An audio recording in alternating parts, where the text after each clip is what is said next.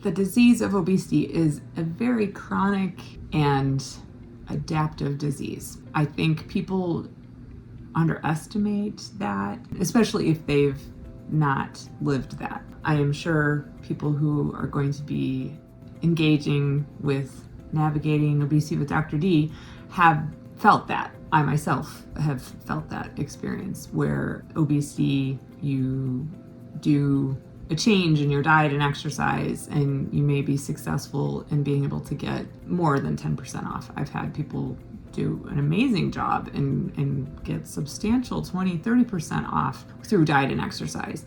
And I applaud that, and that's wonderful. And when people have to add stack treatment to get to the goal that they're looking for, I just want them to be aware that, like diabetes, hypertension, high cholesterol, and obesity, all being diseases that do better when we attend to our diet and activity levels, there's a certain percentage of people who can manage those disease states without taking medicine. And unfortunately, in our current modern world, there's a fair amount of us that need additional support and use medication to help manage those diseases. And I feel like it's very accepted that hypertension, diabetes, asthma even, when we have to add medication in order to get that disease under control, we're going to have to use those long term. But for some reason, both patient and other providers seem to want people to stop the medicines. And my experience is that people will regain their weight when they stop the medicine that helped them lose. And my point is not popular. There's a lot of people who don't, I guess, agree with me or believe it until they see it, and then are very frustrated because they worked so hard, to get into a healthier space. I'm sure you've experienced it where you work super hard and then you go off that pattern for whatever reason. Life has just, knocked you around, or you went on vacation and came back and tried to get back into the swing of things, and the body is fighting. It is trying to prevent you from getting back to that pattern that you were doing. I see hunger and craving and fatigue as a way of the body to try and signal to you that it's trying to prevent further weight loss. It's defending that set point when it's doing that. And these medicines, that there's been a lot of interest in the GLP-1 family over the past couple of years, and it's been fascinating to watch. And so many people have had their eyes opened, like, oh my gosh, this is how other people, their brain works like this. They aren't constantly thinking about food. They're not hungry all the time. Wow, that is not my experience my whole life. This is the first time I've had that experience. And so it's really eye-opening for people to have that. And I would parallel that to a neurodivergent, like when someone has attention deficit and they get treatment for the first time and they're able to focus and get tasks done. And they're kind of like, wow, this is what other, the neurotypical brain is able to process things differently. And yes, and so it's very challenging when you've lived in your physiology all your life. And there may be different times of your life that there have been kind of different signals. And so it might not have been your whole life. But I've had many people talk about how they're constantly, thinking about what's the next meal. And they're having to fight, to not think about food all the time. And it's not because their brain is doing anything wrong. It's how it's set up. And so we want to be able to support those brains and help them be able to give them space to make the meal plan and be able to eat what they plan to eat. And for me, that was one of the things that my brain, I had a plan and often I was able to do it for maybe 2 of the 3 meals in the day.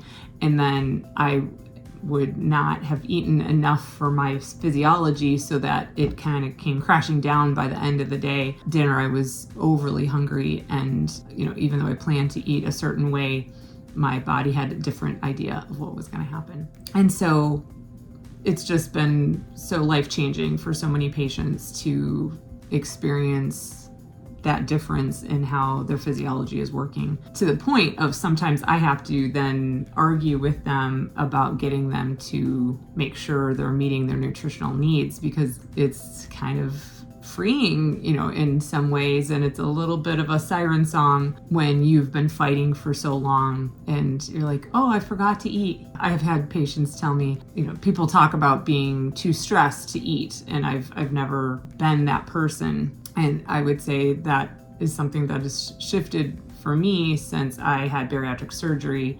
Now, if I get overly stressed, a lot of times my brain is not telling me to eat, which before bariatric surgery, my brain, when I was stressed, it was a way of getting my nervous system to calm down by eating. I guess message today is really, I just want people to be aware that just like any chronic illness, when a medicine is found to be so effective in getting that disease straightened out, that stopping that medicine, it's well accepted in hypertension, diabetes, that if you stop your insulin, your blood sugar is going to go back up, right? It did not cure the diabetes. And that is my very strong message, that these extremely effective GLP-1 medications, even though they're a weekly injection, it is not curing the disease of obesity. We don't have that knowledge yet. And maybe we'll get to a point where that is true, but it is not yet there. And really the only very long-term, impactful, do it once and it lasts a long time is bariatric surgery at this point. And that isn't even a cure. It is an effective tool, and for different people, it's going to impact them differently. They can have years of quieting of their physiology, and then over time that erode and people can regain some weight. If you're at all curious about that, I would say look at the Swedish Obese Subject Study. SAS is the acronym for that. And that looks at people over a 20-year period of time, and they've matched people who had surgery to people who didn't have surgery and watched them and what happened over time. And statistically significant weight reduction was maintained across the board for that 20 years. I didn't say that they didn't gain any weight back, but it was statistically significant to help keep weight numbers down. So we don't have a cure. We have some really helpful treatment options right now, and Wegovy, Zepbound are at the top in terms of once a week injections. There are plenty of treatment options that are not an injectable medication at this time, but in terms of effectiveness, I would say bariatric surgery is at the top, the weekly injections are next, and then the oral medicines are at the lower effectiveness. Still effective, but still something that people would need to use long-term to help maintain the weight loss. So I know that's not a popular thought, but let's talk about it and learn from each other, and I look forward to seeing what your comments are. Thanks.